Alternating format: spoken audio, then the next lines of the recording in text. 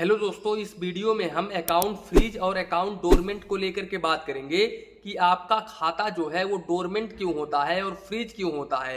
और अगर आपका खाता फ्रीज हो जाता है या फिर डोरमेंट हो जाता है तो क्या आप उस खाते से बैलेंस निकाल सकते हैं, यानी कि धनराशि निकाल सकते हैं या फिर अपना बैलेंस जमा कर सकते हैं या फिर नहीं कर सकते हैं। इसके साथ साथ अगर आपका खाता डोरमेंट या फिर फ्रीज हो जाता है तो क्या आप उस खाते को फिर से चालू कर पाएंगे या फिर नहीं कर पाएंगे। तो इन सारे पॉइंट्स के ऊपर आज हम बात करेंगे, तो वीडियो को बिल्कुल भी स्किप मत करिएगा।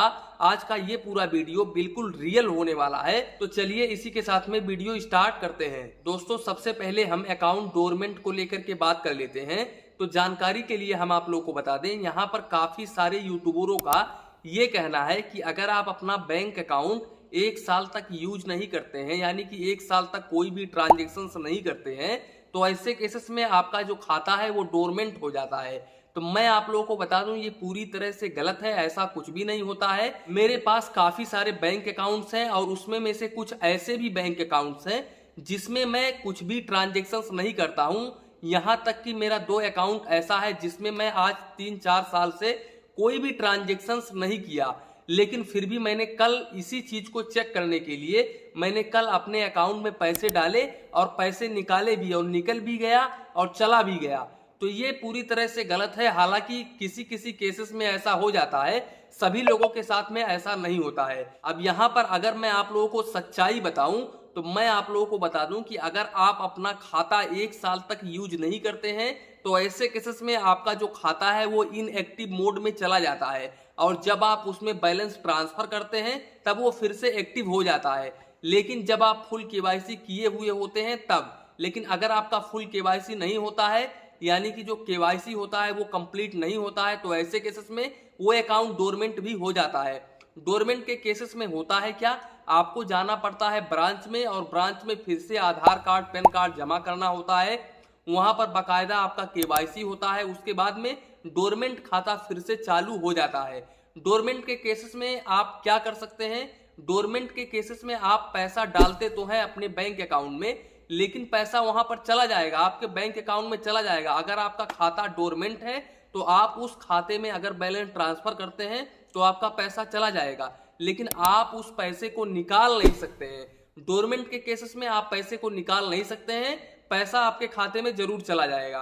तो ये होता है डोरमेंट अकाउंट। सिंपल भाषा में ये समझ लो कि अगर आपका खाता डोरमेंट हो गया है तो आपको अपने मेन ब्रांच में जाना है और वहां पर आपको अपना आधार कार्ड पैन कार्ड सबमिट करना है, केवाईसी करनी है, उनको एक एप्लीकेशन देना है, तो आपका जो खाता है वो चालू हो जाएगा। अब अगर हम यहाँ पर फ्रीज को लेकर के बात करें, यानी कि अकाउंट फ्रीज को लेकर के बात करें, तो यहाँ पर मैं आप लोगों को बता दूं फ्रीज कई तरीके से होता है। एक फ्रीज वो होता है कि आपका जो बैंक अकाउंट होता है वो फ्रीज जब होता है तो आप ना ही तो उसमें पैसे ट्रांसफर कर सकते हैं, ना ही तो आप उस अकाउंट से पैसे निकाल सकते हैं। और एक फ्रीज वो होता है कि आप पैसे डाल तो सकते हैं लेकिन निकाल नहीं सकते हैं। लेकिन यहाँ पर जो ये वाला फ्रीज होता है कि जैसे कि आप पैसे नहीं तो निकाल सकते हैं, नहीं तो आप डाल सकते हैं, इस वाले फ्रीज को आप चालू नहीं करवा पाएंगे। दोस्तों, मैं आप लोगों को बता दूं, ये संदिग्ध ट्रांजैक्शंस की वजह से अकाउंट फ्रीज हो जाता है। जैसे कि आप अपने खाते से काफी सारे बैलेंस को ट्रांसफर कर लिया एक दिन में, यानी कि यूपीआई ट्रांजैक्शंस या फिर आईएमपीएस, आरटीजीएस, एनईएफटी काफी ज्यादा बार कर लिया, यानी कि ज्यादा ट्रांजैक्शंस कर लिया, तो बैंक के शक के दायरे में आप आ जाते हैं। तो ऐसे केस में बैंक क्या करता है, उस ट्रांजैक्शंस को वो संदिग्ध ट्रांजैक्शन के कैटेगरी में डाल करके आपका जो अकाउंट है वो फ्रीज कर देता है। और जब आप जाते हो उस अकाउंट्स को चालू करवाने के लिए तो ऐसे केस में आपसे पूछा जाता है कि आप इतना ट्रांजैक्शंस क्यों किए, और आपको बकायदा वहां पर प्रूफ देना होता है कि मैं इस कार्ड की वजह से इतना ट्रांजैक्शंस किया हूं, तभी आपका जो फ्रीज खाता होता है वो चालू होता है, नहीं तो आप चालू नहीं करवा पाएंगे। इसके अलावा साइबर की वजह से भी, साइबर क्राइम की वजह से भी आपका जो अकाउंट है वो फ्रीज हो जाता है। जैसे कि एक बार में आपके अकाउंट में 10 लाख 20 लाख ट्रांसफर हो गया, तो ऐसे केसेस में आपका जो अकाउंट है वो फ्रीज होने की संभावना बढ़ जाती है। इसके साथ साथ यहाँ पर इनकम टैक्स की तरफ से भी आपका जो अकाउंट है वो फ्रीज किया जाता है। इसके साथ साथ मंत्रालय की तरफ से भी आपका अकाउंट जो है वो फ्रीज किया जाता है। लेकिन मैं आप लोगों को बता दूं, जो मंत्रालय की तरफ से फ्रीज किया जाता है अकाउंट्स को, उस अकाउंट्स को आप चालू नहीं करवा पाएंगे, ना ही तो आप साइबर की तरफ से जो फ्रीज किया जाता है अकाउंट को वो चालू करवा पाएंगे। लेकिन हालांकि जो बैंक की तरफ से अकाउंट फ्रीज किया जाता है उस अकाउंट को आप चालू करवा सकते हैं, लेकिन फिर भी आपको एप्लीकेशंस के साथ में एक प्रूफ देना होगा, यानी कि उसमें बकायदा वो लोग बताएंगे कि किस वजह से आपका जो अकाउंट है वो फ्रीज किया गया है।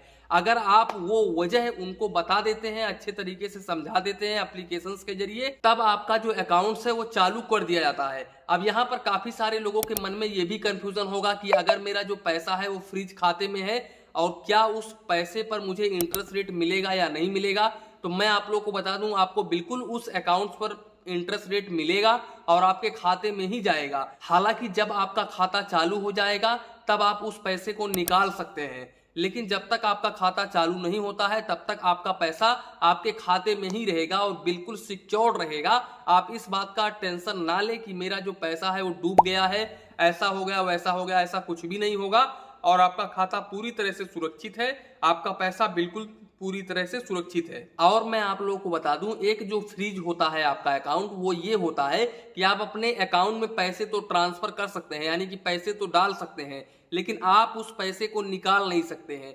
तो ऐसे केसेस में ये जो फ्रीज वाला अकाउंट होता है इसमें भी आप आधार कार्ड पैन कार्ड दे करके अपना जो अकाउंट है वो चालू करवा सकते हैं। इसमें ज्यादा समस्या आपको नहीं देखने को मिलती है।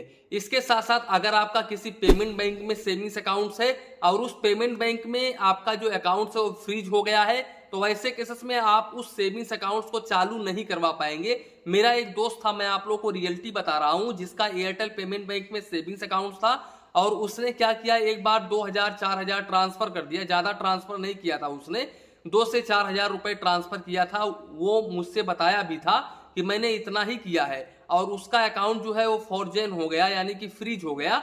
लेकिन जब उसने एप्लीकेशन डाला, आधार कार्ड पैन कार्ड जमा किया, फिर भी उनका जो अकाउंट है वो चालू नहीं हुआ। उनके अकाउंट में अभी भी 4236 रुपए पड़ा हुआ है, वो बेचारा पैसे नहीं निकाल पा रहा है।